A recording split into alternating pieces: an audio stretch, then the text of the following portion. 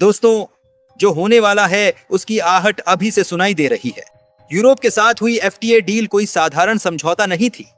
यह वो दरवाजा था जो सालों से आधा खुला था, लेकिन भारत के लिए पूरी तरह कभी नहीं खुला। अब जैसे ही यह दरवाजा खुला, सबसे पहले हवा किसके चेहरे पर लगी? बांग्लादेश और पाकिस्तान के। अब तक खेल सीधा था। यूरोप के बाजार में भारत को 12% इंपोर्ट ड्यूटी चुकानी पड़ती थी। उधर पाकिस्तान और बांग्लादेश को ड्यूटी फ्री एक्सेस का फायदा मिलता था। इसी वजह से गारमेंट एक्सपोर्ट में वे भारत से आगे निकल गए थे। लेकिन जैसे ही भारत को बराबरी का मौका मिला, मैदान बदल गया। अभी भारत पूरी तरह आगे नहीं निकला है, लेकिन अब मुकाबला एक तरफा नहीं रहा। भारतीय लेबर इंटेंसिव सेक्टर्स को वह धार मिल चुकी है जो धीरे धीरे तस्वीर बदल सकती है, और असली झटका तो अभी बाकी था। कहानी अब चावल के खेतों तक पहुंचती है। कुछ समय पहले तक पाकिस्तान दुनिया को $550 प्रति टन के हिसाब से चावल बेच रहा था।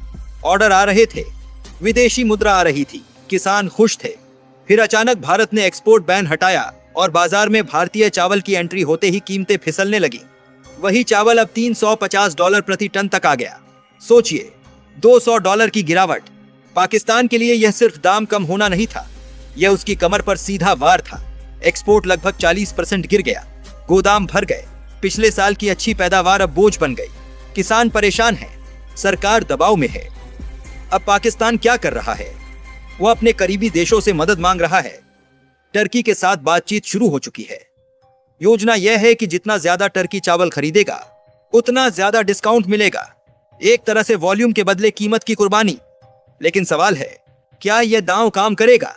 पाकिस्तान के लिए चावल सिर्फ एक फसल नहीं, बल्कि उसकी अर्थव्यवस्था की धड़कन है। 2023-24 में करीब $4 बिलियन का चावल निर्यात हुआ, और जब देश की जीडीपी का 25% हिस्सा कृषि पर टिका हो, तो एक्सपोर्ट में गिरावट पूरी व्यवस्था को हिला देती है।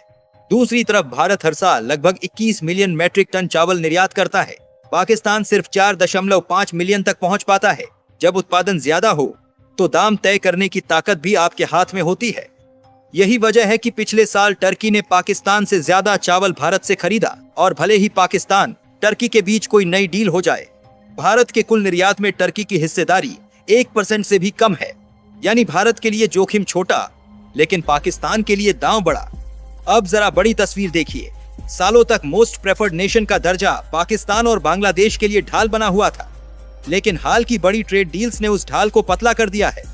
यूरोप के बाद रूस, इजराइल, कनाडा और अमेरिका जैसे बाजारों में भी भारत ने मजबूत वापसी की, तो एशिया का एक्सपोर्ट संतुलन पूरी तरह बदल सकता है। फुटवेयर सेक्टर में भी भारत अपनी खोई हुई दूसरी पोजीशन वापस पाने की तरफ बढ़ रहा है। यानी सिर्फ कपड़ा या चावल नहीं, कई मोर्चों पर एक साथ दबाव बन रहा है। अब असली सवाल यही है, क्या यह सिर्फ शुरुआत है? क्योंकि जब बाजार में दाम गिरते हैं, तो सिर्फ मुनाफा नहीं गिरता, राजनीति, रिश्ते और रणनीति भी बदलती है। और आने वाले महीनों में जो फैसले होंगे, वे सिर्फ आंकड़ों में नहीं दिखेंगे, बल्कि पूरे क्षेत्र की आर्थिक दिशा तय करेंगे। तूफान अभी पूरी तरह आया नहीं है, लेकिन लहरें उठनी शुरू हो चुकी हैं। दोस्तों, अगर आप सिर्फ आज के आंकड़ों को देख रहे हैं, तो आप असली कहानी मिस कर रहे हैं। असली खेल अब शुरू होने वाला है। यूरोप के साथ एफटीए और चावल के बाजार में भारत की वापसी सिर्फ एक आर्थिक घटना नहीं है, ये आने वाले वर्षों की शक्ति संतुलन की शुरुआत है। अभी जो दिख रहा है वह सिर्फ सतह है, नीचे बहुत गहरी हलचल चल रही है। पहली बड़ी बात समझिए, जब कोई देश बड़े पैमाने पर सस्ता माल लगातार सप्लाई करता है, तो दुनिया के खरीदार धीरे धीरे उसी पर निर्भर होने लगते हैं। भारत अगर 2-3 साल तक इसी तरह स्थिर दाम और लगातार सप्लाई बनाए रखता है, तो यूरोप और पश्चिम एशिया के कई देश अपने लंबे समय के कॉन्ट्रैक्ट भारत के साथ फिक्स कर सकते हैं। एक बार सप्लाई चेन शिफ्ट हो गई, तो उसे वापस पलटना बहुत मुश्किल होता है। इसका मतलब यह है कि पाकिस्तान और बांग्लादेश को सिर्फ आज का नुकसान नहीं होगा, बल्कि भविष्य के स्थायी ऑर्डर भी हाथ से निकल सकते हैं। अब दूसरी तस्वीर देखिए। पाकिस्तान अगर लगातार डिस्काउंट देकर चावल बेचेगा, तो वहां के किसानों की कमाई और गिरेगी। जब किसान को सही दाम नहीं मिलता, तो अगली बार वह उतनी मेहनत या उतनी बुआई नहीं करता। इसका असर अगले साल की पैदावार पर पड़ सकता है। यानी आज का सस्ता निर्यात कल की कम उत्पादन वाली समस्या बन सकता है। और अगर उत्पादन घटा, तो विदेशी खरीदार और ज्यादा भरोसा भारत और वियतनाम जैसे देशों पर करेंगे। तीसरी बात और भी दिलचस्प है, यूरोप के साथ एफटीए का असली असर सिर्फ टेक्सटाइल तक सीमित नहीं रहेगा। जैसे ही भारतीय कंपनियों को बड़े और स्थिर ऑर्डर मिलेंगे, वे मशीनों में निवेश करेंगी, नई फैक्ट्रियां लगेंगी, स्किल ट्रेनिंग बढ़ेगी, इससे लागत और कम होगी। जब लागत कम होती है तो देश सिर्फ एक सेक्टर में नहीं, कई सेक्टर में आक्रामक हो जाता है। हो सकता है आने वाले समय में भारत गारमेंट, फुटवेयर और फूड प्रोसेसिंग को जोड़कर एक बड़ा निर्यात पैकेज बना दे। तब मुकाबला सिर्फ कीमत का नहीं रहेगा, बल्कि पूरे इकोसिस्टम का होगा। अब सोचिए, अगर भारत रूस, इजराइल, कनाडा और अमेरिका जैसे बाजारों में भी इसी तरह एंट्री मजबूत कर लेता है तो एशिया में निर्भरता का नक्शा बदल सकता है। जो देश अभी पाकिस्तान या बांग्लादेश पर निर्भर हैं, वे धीरे धीरे भारत को ज्यादा स्थिर और भरोसेमंद सप्लायर मान सकते हैं। और अंतर्राष्ट्रीय व्यापार में भरोसा ही सबसे बड़ी पूंजी होता है। एक और छुपा हुआ पहलू है, जब किसी देश की निर्यात कमाई गिरती है तो उसकी करेंसी पर दबाव बढ़ता है। अगर पाकिस्तान की राइस कमाई लंबे समय तक कम रहती है तो उसकी विदेशी मुद्रा भंडार पर असर पड़ेगा। इससे इंपोर्ट महंगा होगा, महंगाई बढ़ सकती है।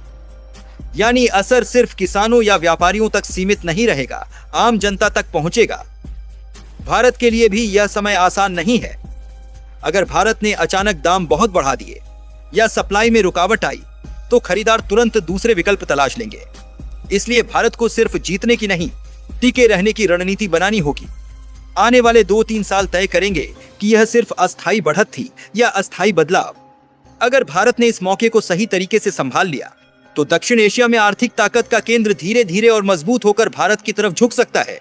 और याद रखिए, व्यापार की दुनिया में असली जीत वह होती है जो दिखती कम है लेकिन सालों तक असर करती है। अभी जो हलचल है वह शायद उसी लंबी कहानी की शुरुआत है। दोस्तों, आने वाला समय सिर्फ कौन कितना एक्सपोर्ट करेगा का सवाल नहीं रहेगा, बल्कि कौन नियम तय करेगा का होगा। और यही असली खेल है। भविष्य में सबसे बड़ा बदलाव यह हो सकता है कि दक्षिण एशिया का ट्रेड बैलेंस धीरे धीरे भारत की तरफ झुकने लगे। अगर भारत यूरोप में मजबूत पकड़ बना लेता है और साथ ही रूस, मध्य पूर्व और उत्तरी अमेरिका में नए समझौते कर लेता है तो अंतर्राष्ट्रीय खरीदार भारत को एक डिफॉल्ट सप्लायर की तरह देखने लगेंगे। जब कोई देश डिफॉल्ट सप्लायर बन जाता है तो ऑर्डर पहले उसे मिलते हैं, बाकी देशों को बचे हुए मौके मिलते हैं। यह बदलाव धीरे धीरे होगा लेकिन असर गहरा होगा। पाकिस्तान के लिए भविष्य ज्यादा चुनौतीपूर्ण दिख सकता है। अगर चावल और टेक्सटाइल दोनों में दबाव बना रहा तो उसे अपनी पूरी एक्सपोर्ट रणनीति बदलनी पड़ेगी। संभव है कि वह कच्चा माल बेचने के बजाय प्रोसेस्ड फूड या वैल्यू एडेड प्रोडक्ट्स पर जोर दे, लेकिन इसमें समय और निवेश लगेगा। अगर सुधार तेजी से नहीं हुआ तो वहां के किसानों और छोटे उद्योगों पर दबाव बढ़ेगा, जिससे आर्थिक अस्थिरता बढ़ सकती है। एक और दिलचस्प संभावना यह है कि दुनिया की बड़ी कंपनियां भारत में ज्यादा निवेश करना शुरू कर दें। जब किसी देश को बड़े बाजारों में कम ड्यूटी और स्थिर सप्लाई का फायदा मिलता है तो विदेशी कंपनियां वहीं फैक्ट्री लगाना पसंद करती हैं। अगर ऐसा हुआ तो भारत सिर्फ एक्सपोर्टर नहीं बल्कि मैन्युफैक्चरिंग हब बन सकता है। तब मुकाबला सिर्फ दक्षिण एशिया के देशों के बीच नहीं रहेगा, बल्कि भारत बनाम वियतनाम या अन्य एशियाई देशों के बीच होगा। चावल के मामले में भी भविष्य शांत नहीं रहेगा। अगर भारत लगातार ज्यादा उत्पादन करता है और टेक्नोलॉजी से लागत घटाता है तो वह कीमतों पर लंबी अवधि तक नियंत्रण रख सकता है। इससे छोटे निर्यातकों के लिए जगह कम होती जाएगी।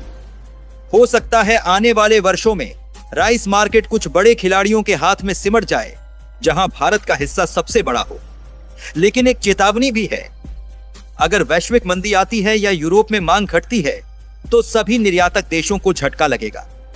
इसलिए भारत को सिर्फ कम दाम पर जीतने के बजाय गुणवत्ता और ब्रांड वैल्यू पर भी काम करना होगा। भविष्य में वही देश टिकेगा जो सस्ता भी हो और भरोसेमंद भी। सबसे बड़ा बदलाव मानसिकता में आएगा। अभी तक दक्षिण एशिया में कुछ सेक्टरों में पाकिस्तान और बांग्लादेश को बढ़त मिलती थी। अगर भारत लगातार 2-3 साल तक इन बाजारों में मजबूत बना रहा तो क्षेत्रीय शक्ति संतुलन स्थायी रूप से बदल सकता है। आने वाले 5 साल तय करेंगे कि यह सिर्फ एक व्यापारिक जीत थी या आर्थिक नेतृत्व की शुरुआत। अगर भारत ने इस मौके को रणनीति, स्थिरता और निवेश के साथ संभाल लिया तो भविष्य में कई देश अपनी सप्लाई चेन का केंद्र भारत को बना सकते हैं। और जब सप्लाई चेन का केंद्र बदलता है तो पूरी दुनिया की दिशा बदल जाती है।